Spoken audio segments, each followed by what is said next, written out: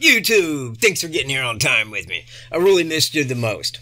Okay, I know many, but certainly not all, would remember the OJ case. And of those, some may remember Officer Mark Fuhrman, who was an officer in that case.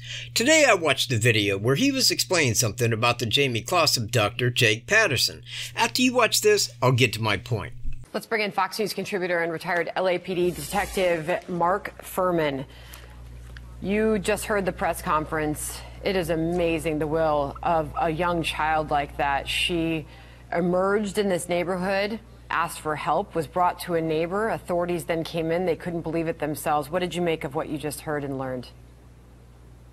Actually, Sandra, there was a lot of information in this press conference, and it was repeated, I believe, 3 times, how the suspect actually covered his tracks. And I truly believe that is about the crime scene.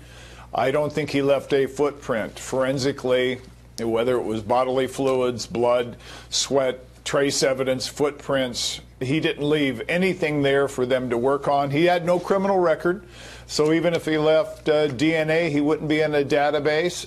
If he left fingerprints, they wouldn't be in a database. He said Jake Patterson had never broken the law before, so his DNA and fingerprints were not on file.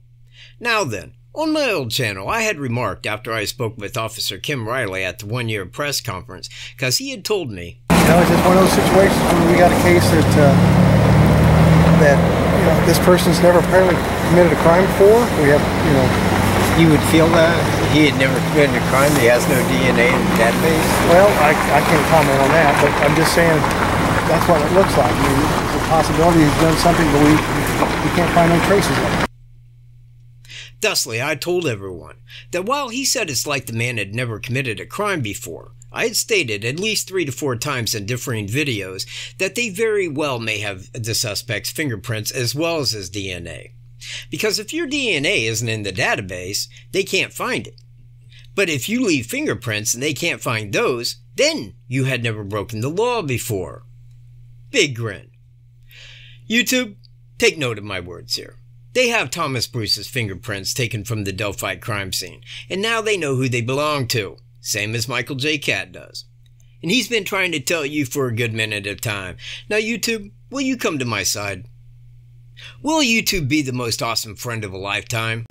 Well, totally aside of wealth, but that's it. He committed the crime, and I don't want you to look wrong in any way, okay? It may seem a touch nutty, man, to proclaim it without all the evidence, and there are some questions that I have that I can't answer.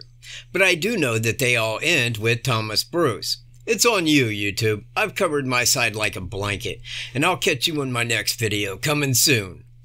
Peace.